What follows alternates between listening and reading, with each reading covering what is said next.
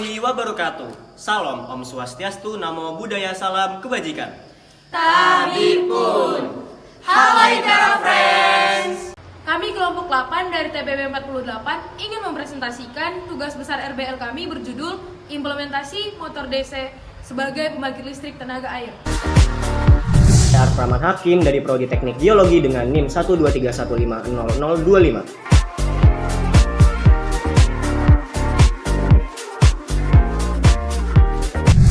Ervita Fitri Novianda dari Program Studi Teknik Lingkungan dengan NIM 123250004.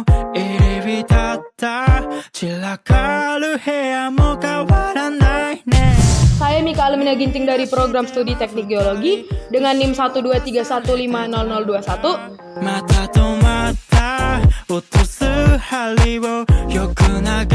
Saya Rafelina Aura Putri dengan NIM 123150010.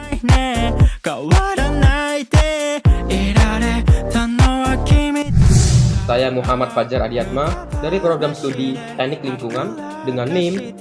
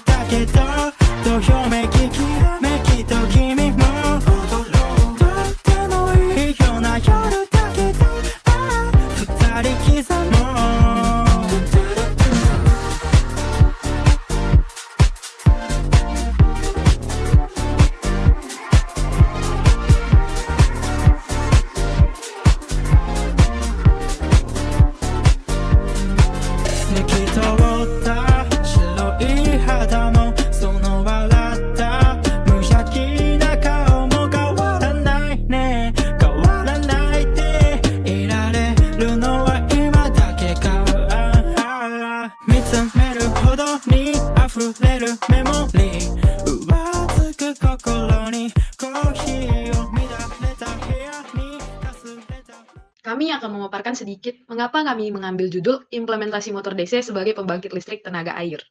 Nah, apa sih motor DC itu? Motor DC atau direct current dapat digunakan sebagai generator listrik ketika diputar oleh suatu sumber tenaga seperti turbin air. Prinsip kerjanya berdasarkan hukum elektromagnetik, di mana ketika rotor motor DC diputar, maka akan timbul gaya gerak listrik atau GGL, atau tegangan listrik Di terminal motor tersebut menggunakan motor DC sebagai pembangkit listrik tenaga air menjadi salah satu solusi yang efektif dan efisien, terutama untuk pembangkit listrik dalam skala kecil. Rancangan percobaan. Percobaan kami membuktikan kebenaran adanya hukum Faraday. Hukum yang menyatakan bahwa perubahan medan magnet pada kumparan akan menghasilkan gaya gerak listrik atau sering kita sebut sebagai GGL. Arah dan besar GGL tergantung pada arah dan besar perubahan medan magnet. Hukum Faraday ini menjadi dasar kerja alat kami, yaitu pembangkit listrik tenaga air sederhana.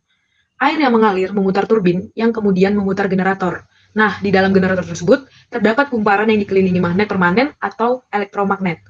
Saat kumparan berputar di dalam medan magnet, GGL terinduksi akan muncul dan menghasilkan arus listrik yang dapat menyalakan lampu LED. Hukum Faraday. Hukum Faraday menyatakan bahwa gaya gerak listrik atau GGL yang terinduksi dalam suatu rangkaian tertutup sebanding dengan laju perubahan fluks magnetik yang menembus rangkaian tersebut. Pembangkit listrik tenaga air memanfaatkan prinsip induksi elektromagnetik yang ditemukan oleh Michael Faraday. Hukum Faraday menjadi dasar prinsip kerja pembangkit listrik tenaga air, di mana perubahan fluks magnetik akibat putaran generator akan menghasilkan arus listrik yang dapat dimanfaatkan. Dengan memahami pendahuluan hukum Faraday, kita dapat memahami lebih dalam bagaimana pembangkit listrik tenaga air dapat menghasilkan listrik secara efisien berdasarkan prinsip induksi elektromagnetik. Nah, terdapat beberapa kelebihan dari alat ini sebagai berikut. Yang pertama, sumber energi terbarukan, di mana air adalah sumber daya alam yang dapat diperbaharui, sehingga pembangkit listrik tenaga air merupakan sumber energi yang berkelanjutan. Yang kedua, efisiensi tinggi. Pembangkit listrik tenaga air memiliki efisiensi konversi energi yang relatif tinggi. Yang ketiga, biaya operasional rendah. Setelah pembangunan awal, biaya operasional dan perawatan pembangkit listrik tenaga air cenderung lebih murah dibandingkan sumber energi lain. Yang keempat, fleksibilitas operasional. Pembangkit listrik tenaga air dapat menyesuaikan output listrik dengan cepat untuk memenuhi permintaan. Yang kelima, emisi rendah. Pembangkit listrik tenaga air memiliki emisi gas rumah kaca yang sangat rendah dibandingkan pembangkit listrik berbahan bakar fosil lainnya. Dari beberapa kelebihan tersebut, tentunya alat ini juga memiliki kekurangan. Kekurangan yang pertama, ketergantungan pada ketersediaan air. Kinerja pembangkit listrik tenaga air sangat dipengaruhi oleh curah hujan dan aliran sungai yang dapat berfluktuasi. Yang kedua, dampak lingkungan yang signifikan. Pembangunan bendungan dan reservoir dapat menimbulkan dampak negatif pada ekosistem sungai dan lingkungan sekitarnya. Yang ketiga, biaya investasi awal yang tinggi. Pembangunan pembangkit listrik tenaga air ini membutuhkan investasi yang sangat besar untuk infrastrukturnya. Yang keempat, keterbatasan lokasi yang sesuai. Pembangkit listrik tenaga air hanya dapat dibangun di lokasi yang memiliki sumber air, memadai, dan topografi yang sesuai. Yang kelima, resiko bencana alam. Pembangkit listrik tenaga air rentan terhadap bencana alam yang dapat merusak infrastruktur. Yang keenam, kapasitasnya yang terbatas. Pembangkit listrik tenaga air umumnya memiliki kapasitas yang terbatas, terutama untuk pembangkit dalam skala kecil.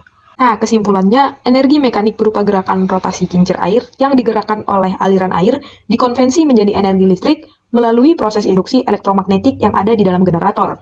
Dengan demikian, energi mekanik pada kincir air dapat dimanfaatkan untuk menghasilkan listrik. Kelebihan utama pembangkit listrik tenaga air sederhana ini adalah biaya investasinya yang relatif rendah, kemudahan instalasi, dan pemanfaatan sumber daya alam yang terbarukan. Namun, kapasitas listrik yang dihasilkan juga terbatas sesuai dengan ukuran kincir air dan debit air yang tersedia.